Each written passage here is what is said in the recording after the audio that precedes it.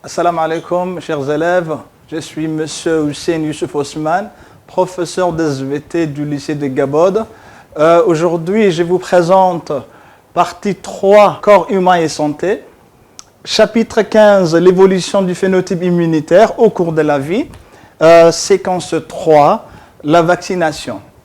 Donc, ce qui veut dire que je fais suite aux séquences précédentes.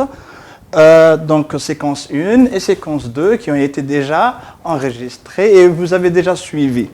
Alors séquence 3, la vaccination. Donc ça fait suite à quoi? Donc ici vous voyez rappel du cours. Donc ce qui veut dire que c'est que vous avez fait la séquence précédente. Alors vous avez déjà fait chaque fois qu'un nouvel antigène se présente, certaines cellules immunitaires sont chargées de déterminer sa fiche d'identité et de la conserver.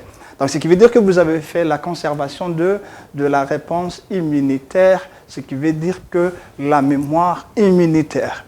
Donc, dans l'attente d'une future agression. Donc, ce qui veut dire qu'un nouveau antigène qui est toujours le même qui a été déjà enregistré et d'ailleurs conservé sa fiche. Ce qui veut dire que maintenant, l'antigène a été conserver sa fiche d'identité dans la mémoire immunitaire. Donc, ce qui veut dire que une nouvelle fois, si jamais que ce même antigène se présente, ce même agresseur se présente dans notre organisme, donc ce qui veut dire que notre organisme ne va pas perdre du temps, il va tout de suite réagir. Alors, la vaccination prend appui sur ce mécanisme pour enrayer les antigènes. Donc, ce qui veut dire que maintenant, la vaccination va, elle aussi, s'appuyer sur ces mécanismes de mémorisation de l'antigène, ou bien de la fiche de l'antigène. Alors, une question peut se poser. Donc, en réinvestissant tes connaissances sur la mémoire immunitaire, que tu as déjà bien comprise la séquence précédente, séquence 2, peux-tu proposer une piste de réflexion sur le principe de la vaccination? Alors, je vous donne une minute de réflexion et vous allez me donner la réponse.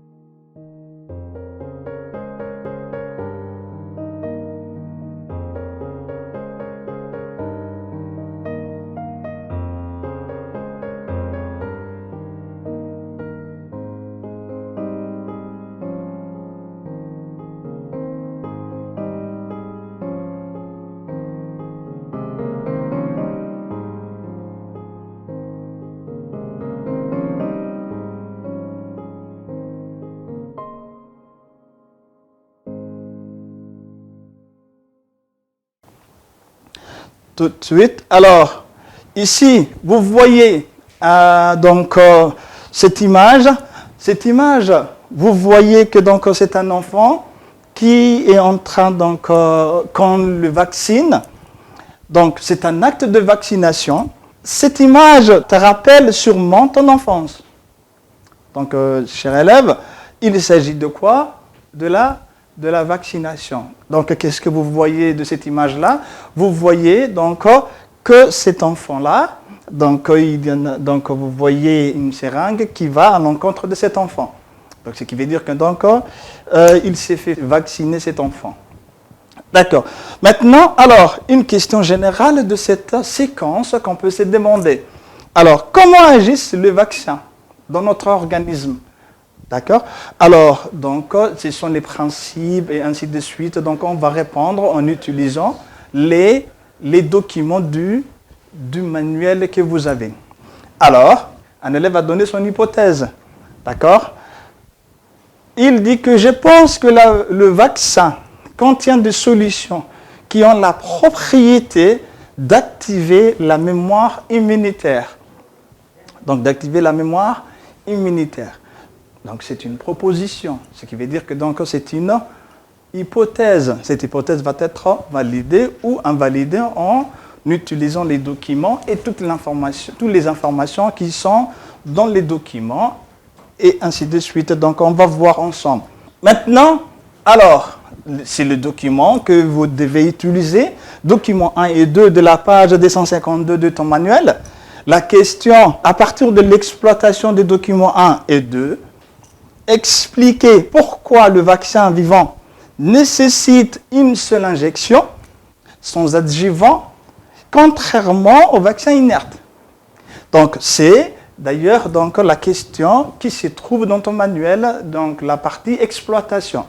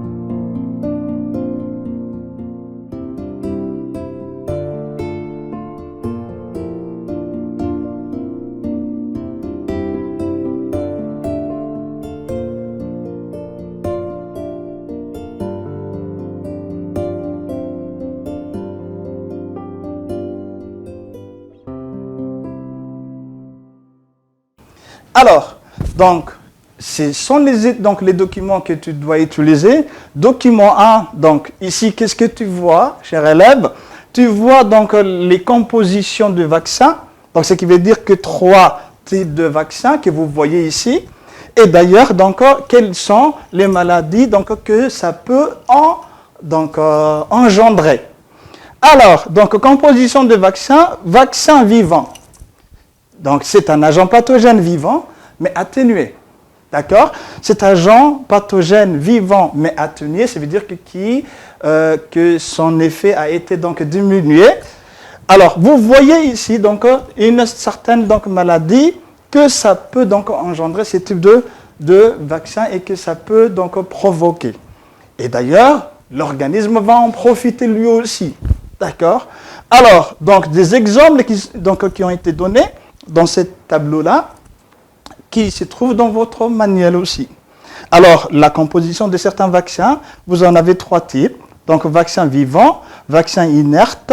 Donc, c'est un agent pathogène qui est tué. On a ajouté donc un adjuvant. Vaccin inerte, donc c'est un antigène purifié de l'agent pathogène. Et donc, un adjuvant aussi qui a été ajouté. Donc, je disais que composition de vaccin, vaccin vivant, agent pathogène, donc vivant, mais atténué. Un vaccin, donc, c'est un agent pathogène tué et un adjuvant. Donc, ça veut dire qu'on a ajouté un adjuvant. Donc, vous avez deux cas qu'on ajoute des adjuvants et un cas qui ne possède pas d'encore ou bien qu'on n'ajoute pas avec donc, un adjuvant. Donc, qu'est-ce qu'un adjuvant? C'est une substance qu'on va voir ensemble, donc sa définition et d'ailleurs qu'est-ce que ça ramène, donc qu'est-ce que ça ajoute au système immunitaire. Alors, donc ici, vous en avez donc 2 cas donc, qu'on va comparer. C'est donc le cas d'un agent pathogène vivant et naturel et un agent pathogène mais qui est aussi celui donc vaccinal, donc vivant aussi. Alors, quels sont en fait les systèmes, donc comment en fait les systèmes immunitaires se mettent en place à l'encontre de cet antigène vivant? Alors, vous voyez presque, donc c'est la même chose. Donc, la réponse immunitaire immorale que vous connaissez, qui est donc les anticorps donc provoqués par un vaccin vivant. Donc, c'est celui-là, donc le vaccin vivant. Donc, il était atténué. Donc, c'est ce que vous avez remarqué. Donc, il était atténué. Donc, ce qui veut dire que les symptômes vont être moins importants ici que donc un antigène qui est vivant, mais qui est naturel, lui. D'accord? Donc, ce qui veut dire que les symptômes que ça va provoquer ces vaccins vont être moins importants que celui donc, de l'antigène de contact. Alors, donc, ici, voilà, maintenant, donc, on en vient à la définition et aussi, donc, là, l'ajout de l'adjuvant et qu'est-ce que ça apporte au système immunitaire, donc, un adjuvant. Pour qu'il y ait une bonne réponse, donc, adaptative à l'origine des cellules mémoire, il faut d'abord que l'immunité innée soit activée. Dans le cas de vaccins vivants, contenant de micro-organismes vivants atténués, donc non virulents, qui sont capables de se multiplier, il se déclenche une inflammation avec activation de cellules dendritiques, puis de la réponse adaptative. Alors, donc, mais dans les cas de vaccins inertes, la substance active est incapable de se dupliquer dans l'organisme. On additionne alors un adjuvant. Donc, un adjuvant, c'est donc une substance qui provoque ou bien donc, qui permettent donc, à ces vaccins-là de persister dans l'organisme pour qu'en fait le système, ou bien qu'on a appelé déjà donc, dans le chapitre donc, 13, donc le RIA. Donc, ce qui veut dire que la réponse inflammatoire. Donc, ce qui veut dire que les cellules dendritiques vont avoir le temps de reconnaître et d'ailleurs présenter aussi au système donc, immunitaire adaptatif. D'accord. Donc, ce qui veut dire qu'un adjuvant sert à la persistance du vaccin dans notre organisme. Donc ici maintenant, dans ce deuxième document, vous voyez la réponse immunitaire immorale provoquée par un vaccin inerte, donc qui n'est pas vivant, contenant un adjuvant. Donc ce qui veut dire qu'ici, on ajoute donc des rappels de adjuvants. Alors, qu'est-ce que vous voyez? Combien de rappels d'adjuvants donc on a ajouté ici? Vous voyez donc 1, 2, 3 et 12e jour, donc aussi 4, non, 12e mois après, donc 4, 5, donc 72e mois après. Alors, quels sont donc l'intérêt d'un adjuvant? L'adjuvant, donc lui, il sert que cette zone-là, cette zone de protection, donc ce qui veut dire que le taux d'anticorps ne diminue pas de cette zone de protection. D'accord? Donc, et un adjuvant sert pour l'agent non pathogène qu'est le vaccin de se maintenir et de persister dans notre organisme jusqu'à qu'en fait le système immunitaire donc inné se met en place pour qu'en fait le système immunitaire donc inné ne se débarrasse pas de ces vaccins ou bien de cet agent non pathogène. Donc pour qu'il persiste dans notre organisme et que d'ailleurs donc le système adaptatif se met en place. Donc on en a besoin de rappel des adjuvants. On continue. Alors on exploite donc les documents qu'on vient de voir. D'accord? Alors ici, exploitation du document 1 et 2. Les vaccins vivants sont souvent plus efficaces car les micro-organismes se multiplient et ils déclenchent une réaction inflammatoire à l'origine d'une production efficace d'anticorps et de LTC. Alors, revenons maintenant pour voir les documents qu'on avait déjà vus et donc on avait essayé donc, de bien comprendre. Alors, c'était ce document-là. Donc, qu'est-ce qu'on avait vu ici? C'était là où il y avait les symptômes de la réaction inflammatoire. Donc, cette réaction inflammatoire a permis que la réaction adaptative se mette en place. Donc, c'est la même chose aussi pour en fait, un vaccin qui est vivant aussi. Donc, c'est le vaccin ici vivant. D'accord? Donc, ce qui est diminué ici, c'est seulement donc, les symptômes, ce qui veut dire que la réaction inflammatoire, qui est beaucoup plus, donc, beaucoup moins que les symptômes d'un agent naturel. D'accord? Alors, revenons donc ici, qu'est-ce qu'on avait dit comme exploitation des documents? Les vaccins vivants sont souvent plus efficaces parce que donc, les micro-organismes se multiplient et ils déclenchent une réaction inflammatoire à l'origine d'une production efficace. Maintenant, en revanche, dans les cas de vaccins inertes, la substance active est incapable de se dupliquer, de se multiplier, d'accord, dans notre organisme. On additionne alors des adjuvants. Ils agissent en augmentant la durée de vie des antigènes au niveau du point d'injection qui favorise le déclenchement d'une inflammation, avec activation des cellules dendritiques, notamment indispensable à la génération de la réponse adaptative. Alors, donc, là, maintenant, donc, on a exploité les documents. On passe à la deuxième question de votre manuel. Alors, deuxième question. Montrez l'impact de la vaccination sur les phénotypes immunitaires d'un individu au cours de sa vie et sur la santé des populations.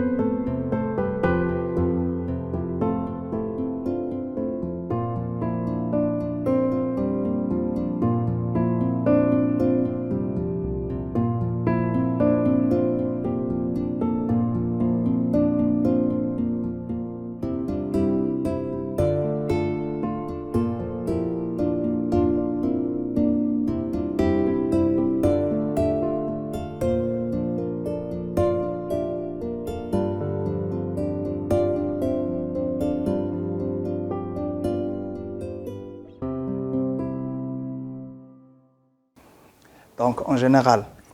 Alors, donc, sans tarder, donc de la naissance, et on nous fournit, donc, ou bien on fournit à la maman un calendrier de vaccination donc, de son enfant, donc de son bébé.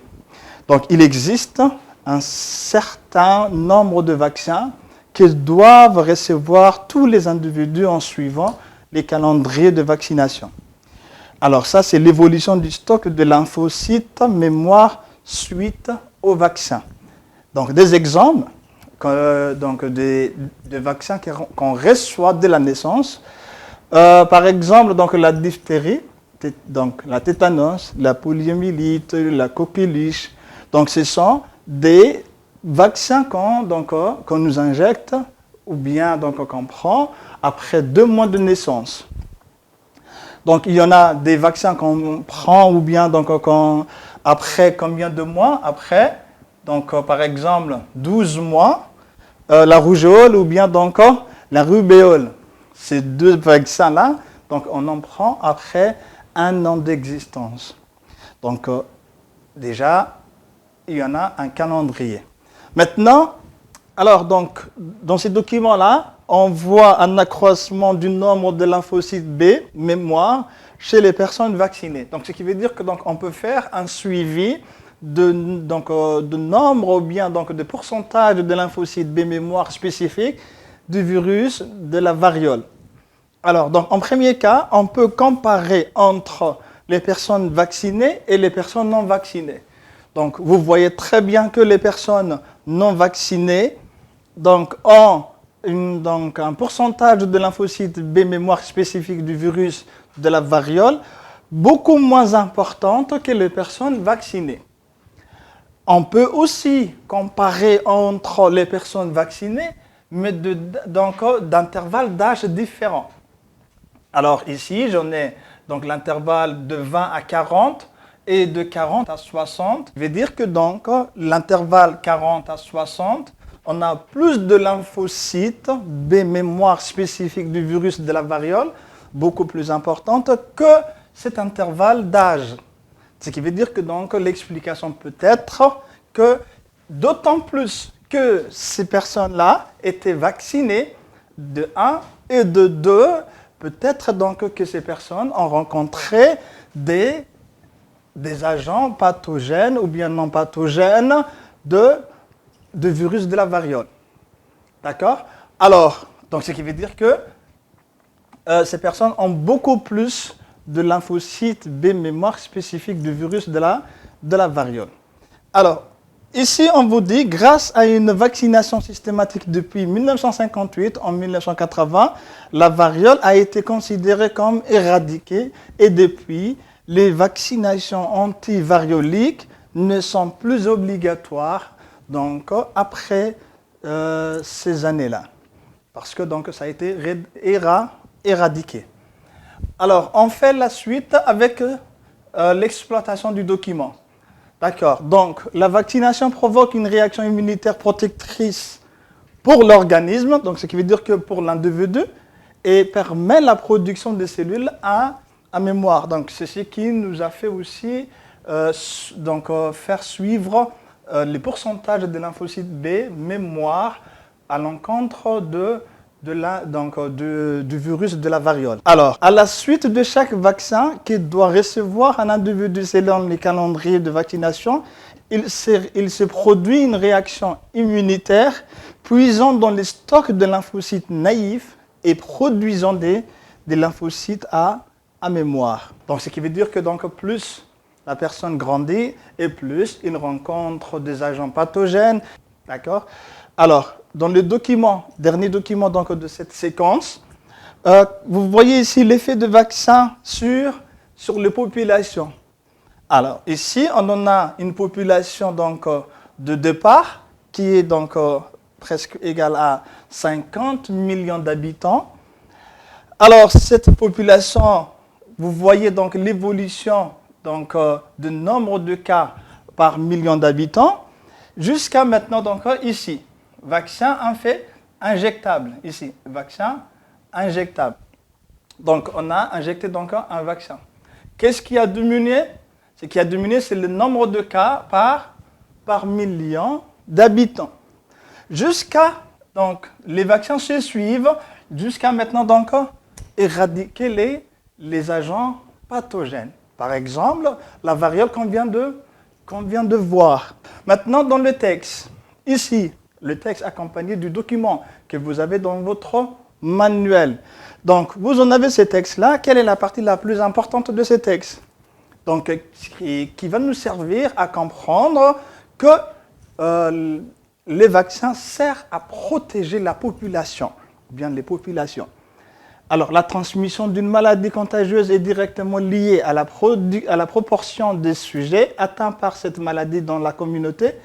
La transmission diminue lorsque le nombre de personnes immunisées augmente. Lorsque ce nombre devient assez important, l'agent infectieux cesse de circuler dans la population.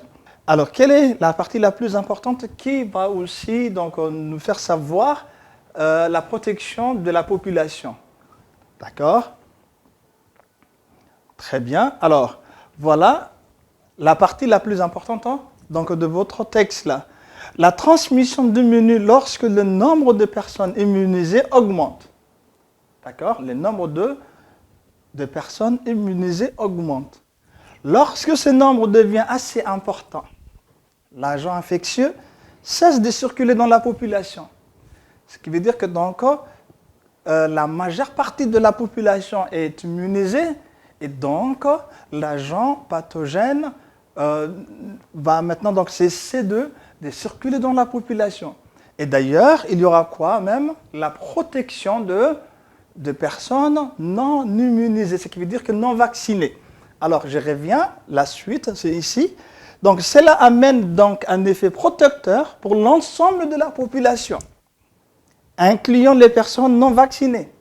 Ce qui veut dire que donc, si la majeure partie de la population a été immunisée par vaccin, ou bien qui ont été vaccinés, alors donc le reste qui n'ont pas été vaccinés ou que donc le vaccin n'a pas atteint à leur place, donc ces personnes-là vont être aussi protégées. Et ça, c'est ce qu'on appelle la protection de la population par le vaccin aussi. Donc cet effet est l'immunité de groupe. Elle constitue la base des programmes donc, populationnels de vaccination. Menée à l'échelle nationale ou mondiale, une vaccination peut éventuellement permettre l'éradication d'une maladie contagieuse. Alors maintenant, l'exploitation du document. Voilà, cette protection à l'échelle individuelle permet, donc ce qui veut dire que le vaccin permet de lutter contre la transmission d'agents infectieux entre les individus, les unes des autres. Et donc d'assurer une protection aux individus non vaccinés, aussi à l'échelle de la population entière, c'est l'immunité de groupe. Menée à l'échelle mondiale, une vaccination peut éventuellement permettre l'éradication d'une maladie. D'accord? Alors maintenant, en général, schéma bilan de cette séquence. 1. Donc ça, c'est un vaccin. Donc, vaccin. Il est donc deux fois un agent infectieux atténué ou un agent infectieux tué. On ajoute, pour qu'il persiste dans notre organisme, un adjuvant. Un antigène purifié de l'agent infectieux. On ajoute aussi un adjuvant pour qu'il persiste encore dans notre organisme. On venait de voir ça. Maintenant, donc, on va voir à l'échelle du temps donc l'augmentation de la production des cellules mémoire au cours de la vie. Donc, alors, ça va suivre donc, une injection du vaccin, induction d'une réponse innée, d'une réponse adaptative, donc qui se suivent. Alors, suivant, on trouve alors une formation des cellules mémoire après vaccination. Ensuite, qu'est-ce qu'on trouve? Protection de l'individu vacciné. Et après, donc, la vaccination, donc, ou bien les maladies, sert à quoi? Évolution définitive immunitaire au gré de rencontres avec les antigènes. Et là, donc, on en termine de cette séquence, la vaccination. Pour aller plus loin, donc, on va lire ensemble ces points-là qui sont très, très importants aussi. Alors, dans les cas de la grippe, les antigènes changent tous les ans. Il est donc impossible de mettre en place de lymphocytes mémoire spécifiques. Donc, puisqu'ils changent et qu'ils mutent tous les ans, alors là, c'est impossible pour notre organisme de mémoriser et de mettre en place un système mémoire pour qu'après, il réagisse à l'encontre de cette même antigène, puisqu'en fait, il ne va pas revenir. Alors, donc, il va muter, pareil. Dans d'autres cas, par exemple, les pathogènes sont incapables de muter rapidement et d'échapper au système immunitaire. Donc, cas du paludisme aussi. Actuellement, il existe une polémique sur les effets secondaires des adjuvants. Donc, qu'est-ce que ça cause, les adjuvants dans notre organisme? Donc, les effets secondaires que nous connaissons, ce sont en fait les autres problèmes que ça ramène les adjuvants dans notre organisme. Donc, alors, est-ce qu'il faut les conserver ou bien donc, de ne plus les utiliser? Alors, donc, on termine sur ces 3 points très intéressants. Et donc, je vous dis donc bon courage et à la prochaine sur la dernière séquence du chapitre.